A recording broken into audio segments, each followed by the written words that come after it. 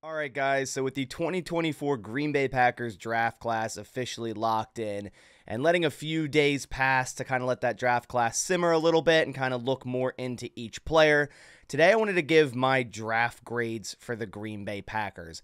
And I'm going to first say a massive disclaimer before going forward. I typically believe draft grades mean absolutely nothing, right?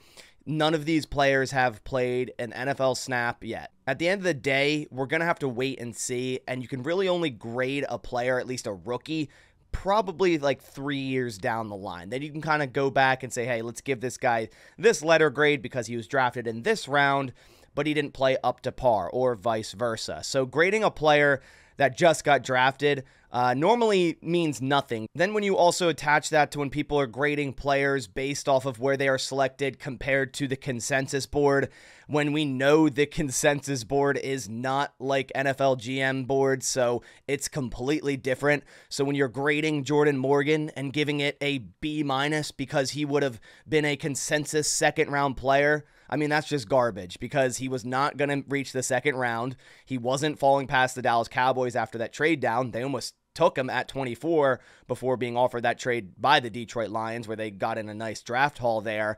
And Washington was trying to move back up into the first round to get Jordan Morgan. A lot of teams had a high grade on Jordan Morgan, whereas the consensus board, I believe, had him as like the 45th player or something like that. So I'm not grading these players based off of where they were on the consensus board and where the Packers got them. I'm going to be grading them based off of the scheme fit with the Green Bay Packers, and then also what the Packers needed at certain positions. Did they fill those needs with the players drafted? Also worked into my grade is going to be their playability for year one. Can they contribute year one? And then finally attributed into the grade is going to be their future projection. So this grade's going to entail, hey, what do I think they're going to be in the future? What grade do I think I would give them in 3 years? And I'm kind of making this also for a personal record.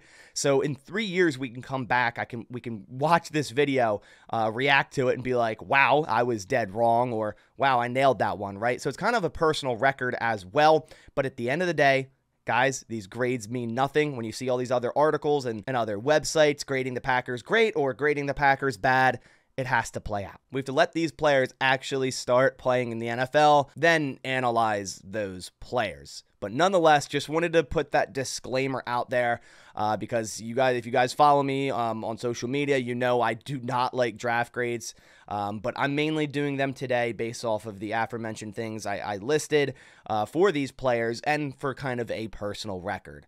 So without further ado, let's get right into it. So first and foremost, at pick 25, the Packers went offensive lineman Jordan Morgan out of Arizona. And when you instantly saw this pick, and it was actually a pick I predicted to the Green Bay Packers, you're kind of thinking, hey, the Packers needed offensive line depth. This made sense. The Packers normally don't spend first-round draft selections on offensive linemen, but if they were going to, it was going to be a versatile guy, and that's exactly what Jordan Morgan is. He was way more versatile than, say, someone like Tyler Guyton, who was on the board, which, yeah, great athleticism, potentially great upside, but Jordan Morgan made way more sense for the Green Bay Packers, and it allows them that versatility to put him in a spot year one if he's one of the best five. It's not just, oh, he can only play left tackle, but we already have Rasheed Walker there, so he's going to have to wait until Rasheed Walker plays poorly or gets hurt to finally see some play time. No, with Jordan Morgan, his outlook could be year one at right guard or early year one starting at right guard, where the biggest hole on the offensive line is right now, but in the future, it may be at starting left tackle. That's why I love this pick, because it gives the Packers flexibility there from this year where they still have Josh Myers into future years where they may move Zach Tom to center, which then may flip Rasheed Walker to the right side and plug Jordan Morgan into the left side. Now, Morgan returned from a torn ACL in 2023, and I know that gives us Packers fans PTSD, a left tackle with a torn ACL, but he played just as well, if not better, coming back from that torn ACL, so I'm not factoring that into this grade at all. He has just under the 33-inch arms, which usually the Packers have at tackle, but it's such a small bit that he could definitely play tackle due to the athleticism, due to the quick hands and feet, but I also think he could be like an all-pro guard at the NFL level, so it's really just going to come down to how he plays at the NFL level. I think he's going to get opportunities at multiple spots, whether that's right guard, right tackle, or left tackle. He's going to get his opportunities through camp, through playtime, preseason, and whatever fits the most for Jordan Morgan, that's probably where he will stick.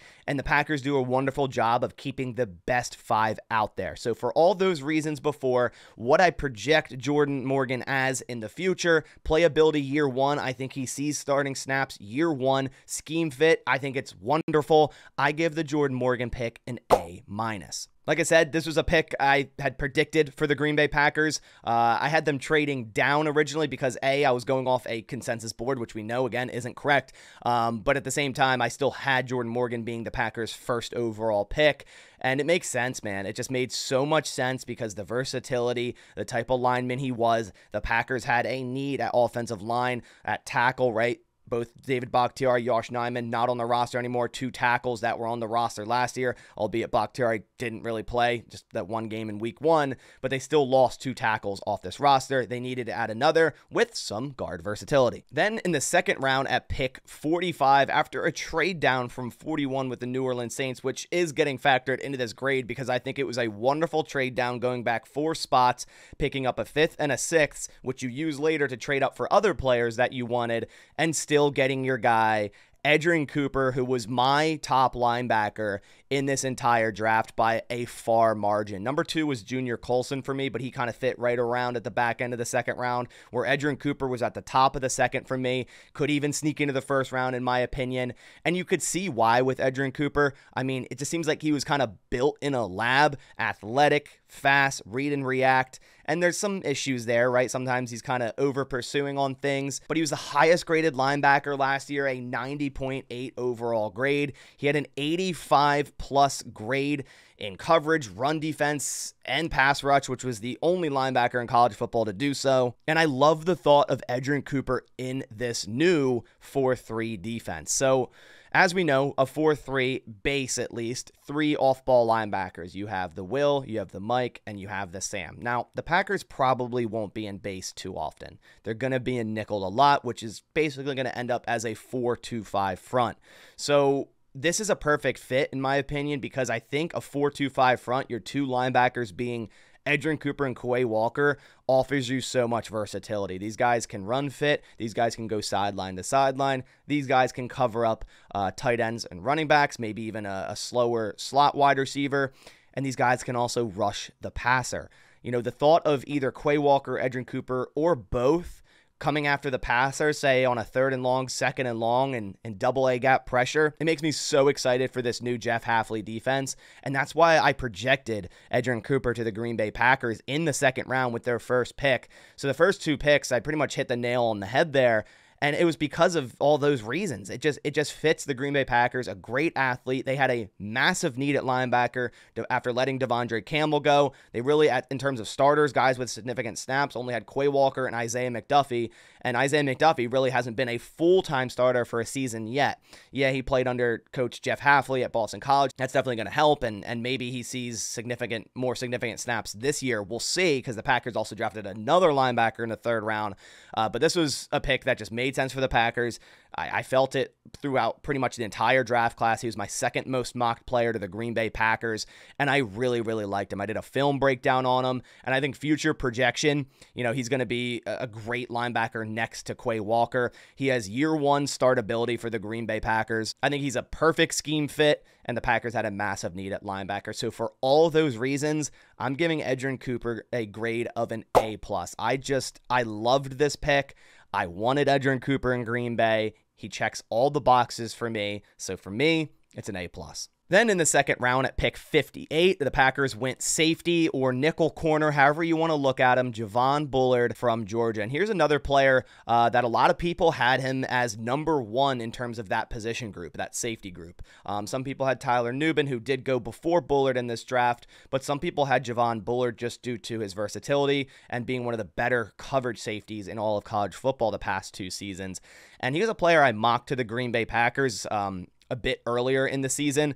And then also I did a day 2 predictive mock draft after round 1, after night 1. And when I brought up Javon Bullard, I actually mentioned that, hey, this could be their pick at 58. And it was. I had originally mocked Max Melton to them, but he was selected before that. And the Packers went Javon Bullard at 58. And I also really, really love this pick. These first 3 picks, I think, are home runs in my opinion, based off of what the Packers need and how they can contribute year 1. I think all 3 of these players will be starters week 1 and year 1 going forward. Javon Bullard has so much versatility. When we look back at his college career back in 2022, basically played only nickel corner for that Georgia defense and was wonderful doing so. Then in 2023, moved back to safety. Tyke Smith came in to play nickel, and he did that well as well. So Javon Bullard, so much versatility there, where if the Packers want a 2-deep safety look, which is where I think he projects to year 1 as a safety with the Green Bay Packers next to Xavier McKinney in a 2-deep look, that's probably where he starts right off the bat. But I think the future projection of Javon Bullard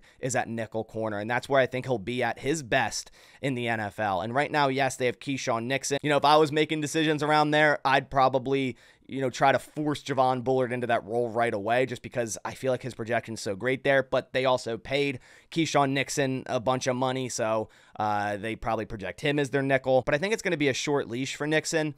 But overall, man, I was super high on Javon Bullard. I really like adding him into the safety room that was very weak in depth, right? You had Xavier McKinney, awesome free agent signing, but after that, you had a bunch of guys with limited snaps. Only one with any bit of snaps with Anthony Johnson Jr., and then you have Zane Anderson and Benny Sapp, and the Packers went and attacked this safety position just like they did tight end last year, just like they did wide receiver last year, and I think we're going to see a similar progression at that safety position as we did wide receiver last year. And it all starts with Javon Bullard. So similarly to Jordan Morgan and Edan Cooper, he could start day 1. The future projection is great at nickel corner. He fits the Packers scheme because he's a versatile athlete, right?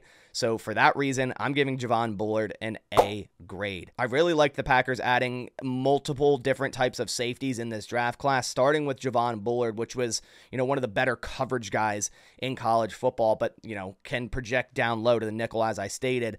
I just love that projection for him. And then when you tie the other draft picks at safeties, which we'll get into here in a second, it just makes it an even better pick. Then in the 3rd round, the Packers had yet another 2 draft selections. They didn't trade up or down in the 3rd round, and at pick 88, they went Marshon Lloyd, running back from USC. And I was really wondering when the Green Bay Packers would draft a running back. I more so thought they'd value a running back, say, in like the 5th to 6th round.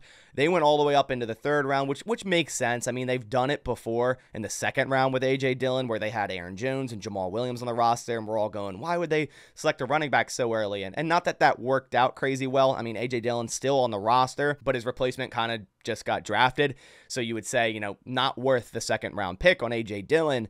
But you could see where the Packers are going with this and where they're starting to build this, I don't want to call it this, but a revolving door at running back, where you kind of have a guy that's 26 in his prime. You sign him to a 4-year contract with low guarantees. He plays out 2 to 3 of those years, and then you just cycle in a new guy. It happened with Aaron Jones, as much as that pains us.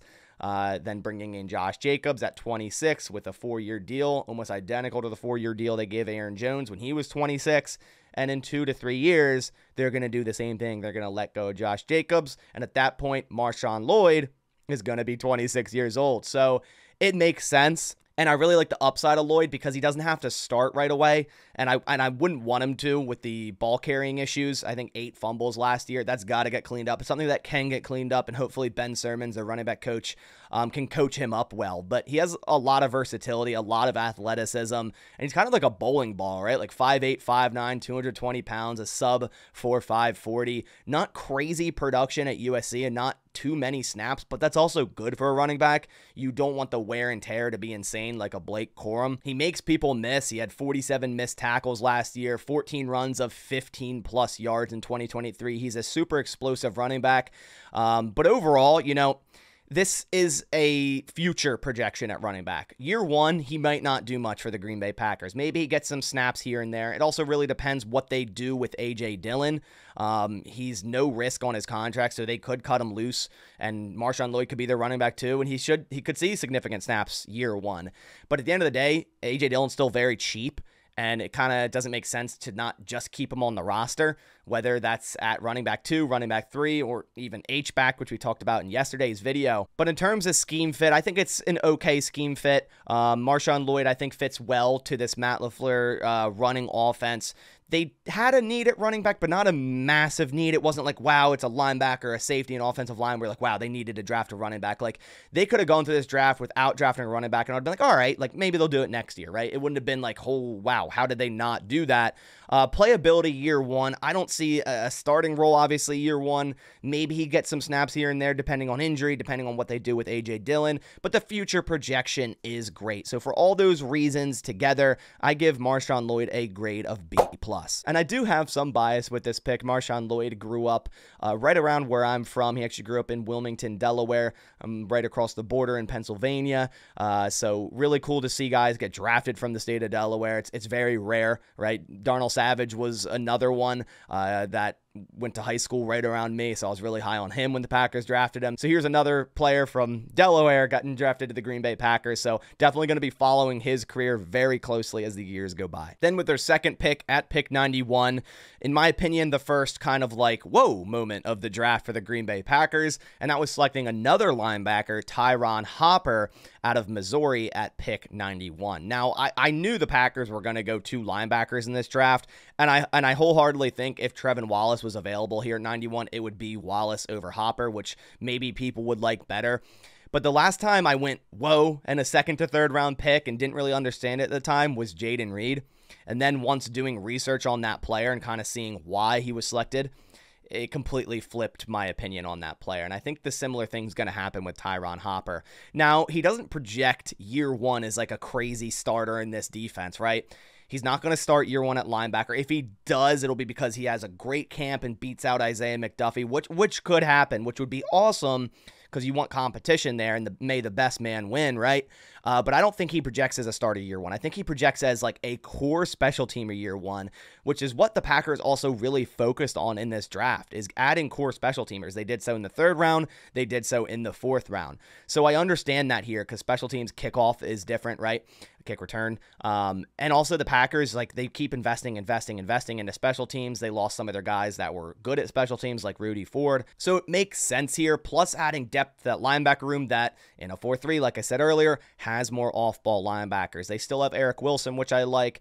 They have Christian Welch. And they also have a tryout this upcoming weekend of Logan Blake, which I've gone over in my undrafted free agent video, which I love and really, really hope that guy can make the roster because I think he could be one of these guys at linebacker, a nice depth rotational piece. But back to Tyron Hopper, you know, not a good 2023, but he also was nominated for the Dick Butkus Award. So that's a very prestigious linebacker award. And when you watch some of his film, you can kind of see what the Packers are going for here. Sure, he had a decent amount of missed tackles in 2023, but the Packers love to draft players that maybe didn't have a great last season, but the season before was great, which that is the case with Tyron Hopper, but he also adds versatility in that linebacker room, and he's a better athlete than his RAS shows. He can blitz the passer. He's had 49 total pressures since 2022, and he's more than competent in coverage. He's only allowed 1 touchdown in his entire career at Missouri. So in terms of scheme fit, I think Tyron Hopper could be a potential Mike at the linebacker room. I think year one, Quay Walker's going to be the Mike, and they give him the green dot. But they could also just rotate a lot of linebackers around and just end up giving Xavier McKinney the green dot. That very well could happen as well. In terms of the Packers' needs, they still had a need at linebacker even after drafting Edan Cooper, so double dipping in the linebacker. The Packers tend to do this when they have a position in need. They either double or triple dip every single time. Gutekunst has done that.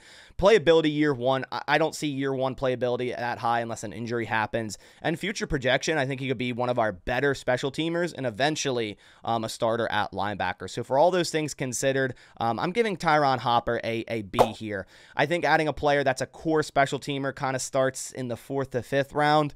Getting a guy in the 3rd here, at least you had had 2 third-round picks, but they could have gone with another position of more need, considering they already went Edan Cooper. They could have went, say, a tackle or a guard here to add to Jordan Morgan, which they went another guard in the 5th round, so we'll get into that as well. Or they could have, say, added a cornerback, which they kind of waited all the way into the 7th round, but they feel comfortable with the cornerback room. So I'm just giving it about an average grade B, but we got to let this one play out. Before we dive into the next player, I want to give a shout out to Sleeper, who's sponsoring today's video, and I'm starting a new giveaway for the month of May. Thank you to Sleeper, and that's going to be for the signed away Christian Watson Packers jersey here. And the way to enter in this signed jersey, which again is running through the end of May, is go down in the description or download the Sleeper app on your app store on your phone, sign up for an account, use code BASS, B-A-S, to make your first time deposit, and that'll enter you in this giveaway. And not only will it enter you in the giveaway, they'll match your first time deposit up to $500. And that's, of course, with code BASS, B-A-S. Sleeper is a daily fantasy sports app where you can choose between 2 to 8 of your favorite players, pick higher or lower on a specific stat, win up to 100x your initial investment. It's a really clean and easy app to use. You can make your picks in less than 30 seconds. So again, guys, go download Sleeper in the description below, sign up for an account, use code BASS, get entered in the giveaway for the signed Christian Watson jersey. Supporting the sponsor is supporting the channel. I appreciate everyone who has done so up until this point. Now back to the video. Then in the 4th round, the Packers traded up from 126 to 411 using one of the picks they got, trading down in the 2nd round to select safety Evan Williams from Oregon. Now, Evan Williams isn't a player I was keeping my eyes on too much. There was other safeties on the board at the moment that I really liked. I loved Malik Mustafa and I loved Katan Oladapo, who they also drafted, which I'm obsessed with.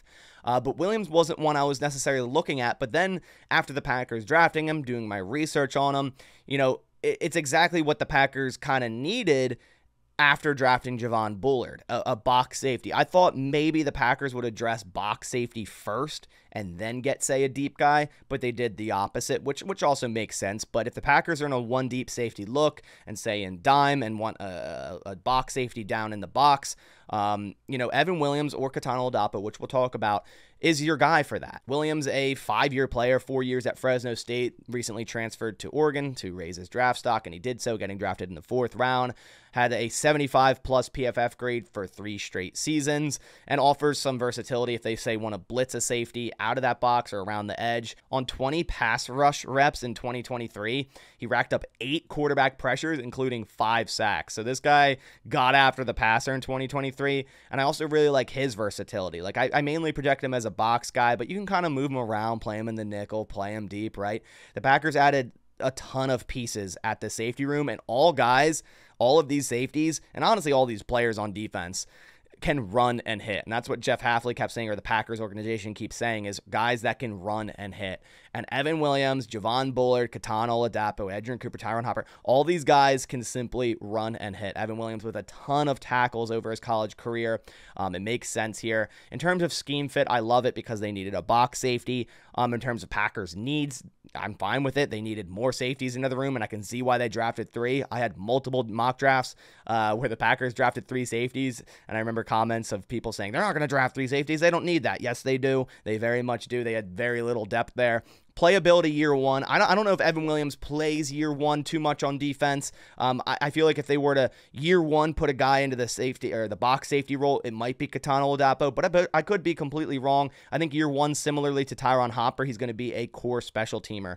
And as for future projection, it's the same as Hopper. You know, eventually could be a starter, say at deep safety if we move Javon Bullard down to the nickel and Evan Williams is back there with McKinney and Katan Oladapo is your box safety. You know, eventually could be, you know, a starter on this defense, but year 1, you know, going to play a lot of special teams, which is also very good. So for all those reasons, I'm giving the Evan Williams draft a grade of a B+.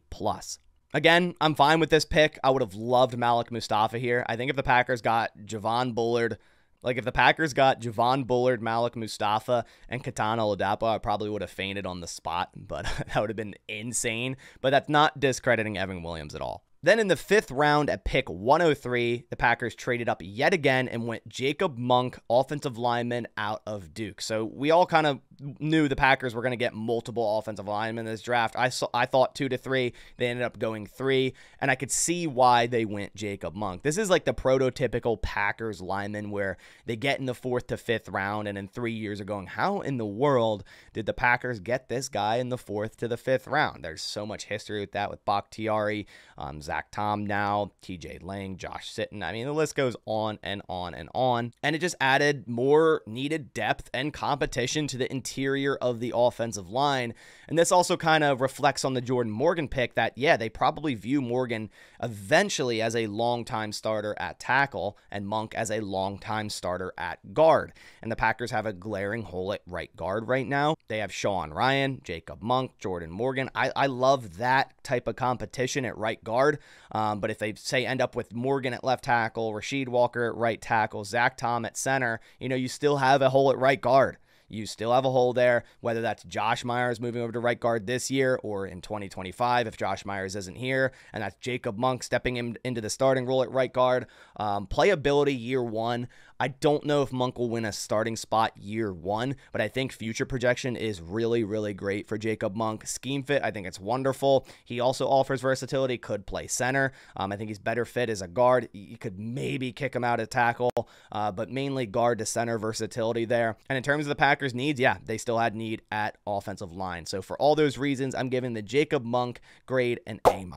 This just screamed Green Bay Packers draft pick, like full through. Once it was selected, I was like, yep, makes sense. Then with their second pick in the 5th round at pick 169, Packers went Katan Oladapo. And my dream of this kind of diminished away after they selected Evan Williams, and Katan kept, he was kind of sitting there right in the 5th round. I was like, well, the Packers already drafted 2 safeties. They just traded up for Jacob Monk.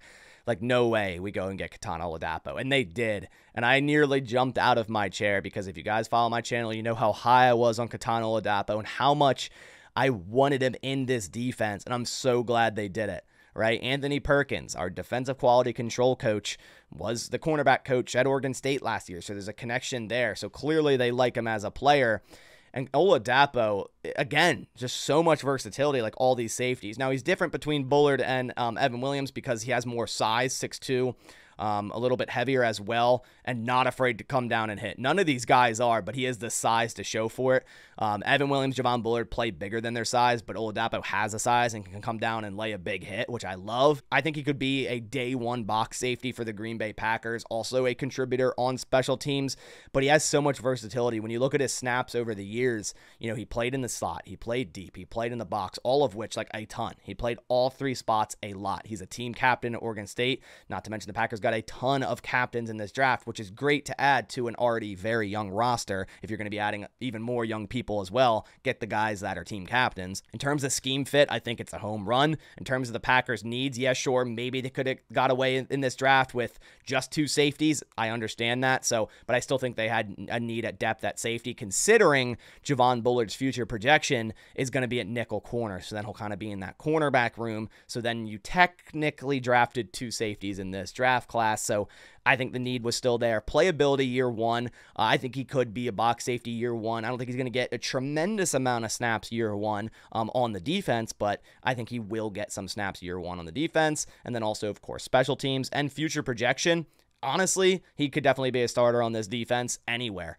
Deep safety next to McKinney, box safety, nickel, but obviously we're going to have Bullard at nickel, so one of the other 2 is more likely. So for all of the stated reasons and the fact that I am just so obsessed with Katan Oladapo being on the Green Bay Packers, I'm giving this an A+.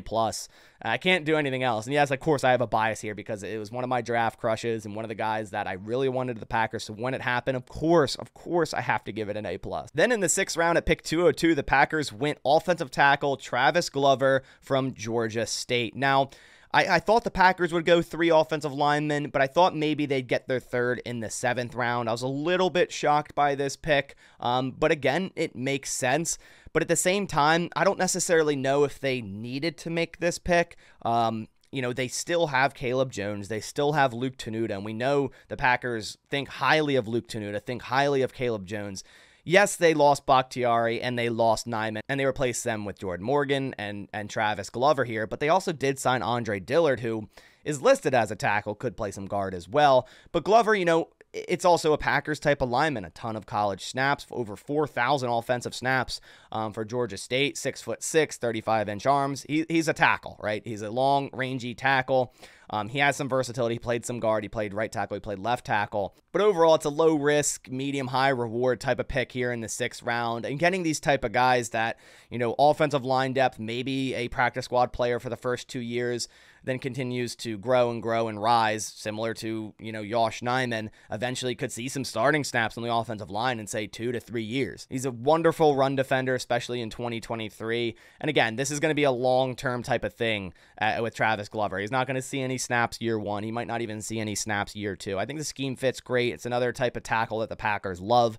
In terms of needs, the Packers didn't need to go 3 offensive linemen after signing Andre Dillard. If they didn't sign Andre Dillard, I'd say, okay, yeah, draft 3 offensive linemen no matter what. But hey, Dillard could very well be cut. There's no guarantee there. So they basically gave him no guarantee in terms of money. So he could be cut as well.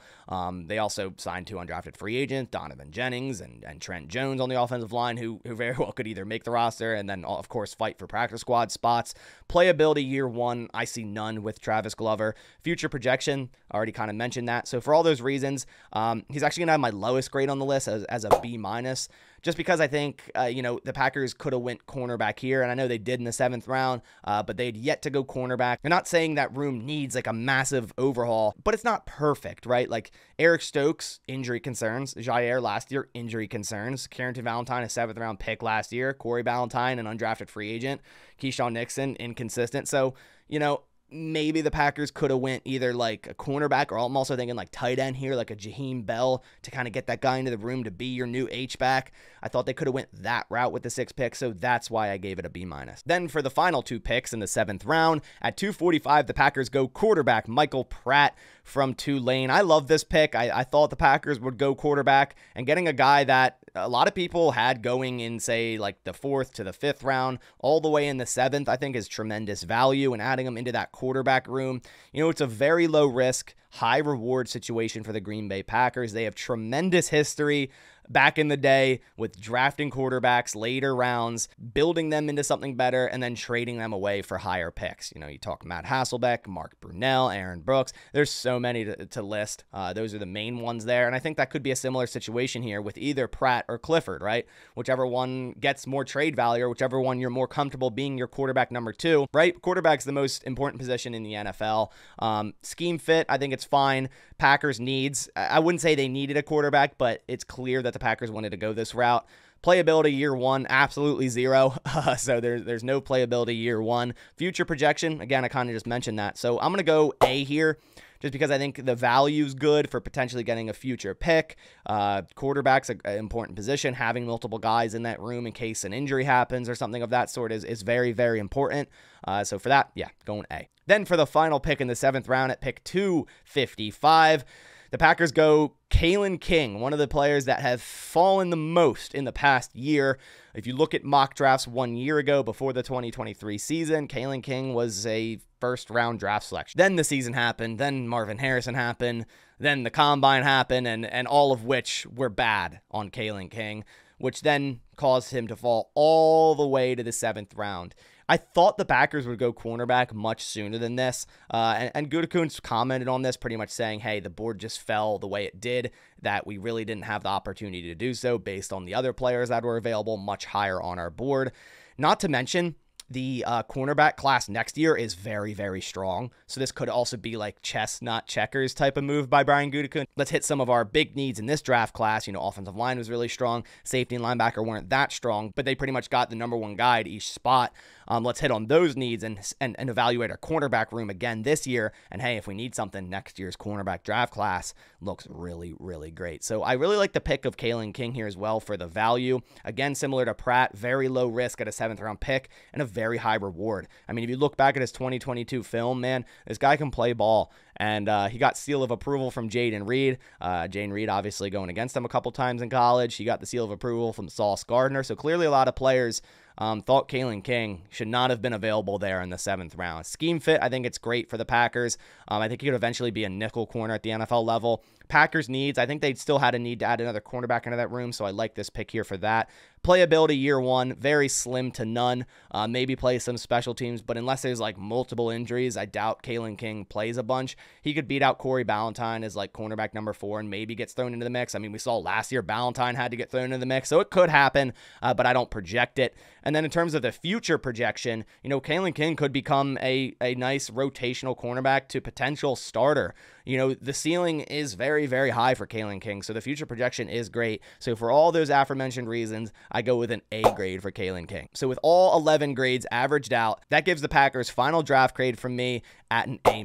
I am very, very happy with how this draft went for the Green Bay Packers. I think they hit on a lot of needs. They added a lot of talented players that could play a multitude of different positions. They're super versatile. They're super athletic. Outside of Travis Glover, like all these guys, I think have above a 7.0 RAS. So we know the Packers love their athletes. And adding guys that I really liked in this draft, like I was obsessed with, like, hey, the fit with the Packers makes so much sense with Cooper, Morgan, Oladapo. I loved that they went that route as well, the same kind of thought process I had as well. So that's why I think an A- is perfect for the Green Bay Packers. But again, we got to let this thing play out. In 3 years, we might be going back, looking at these grades, laughing at a few, or being like, wow, you graded that guy way too low. Look at him now. That's the beauty of the NFL draft and grading guys right now. Sure, it's basically pointless, but I kind of wanted to just set it down just to, you know, kind of get my instant grades out just to then look back on them in the future. And again, I'm not grading any of these players based on the consensus board. I think that's silly. You know, it just doesn't make sense to me. We get proven year in and year out that the consensus board absolutely means nothing to the NFL draft. So I think we should stop going that way. But that is my final grade for the Green Bay Packers 2024 draft class. I appreciate you guys coming by to this video. If you could, please leave a like down below. If you did enjoy it, it supports the channel a ton. But I'll catch you on the next one. And as always, go Pack Go.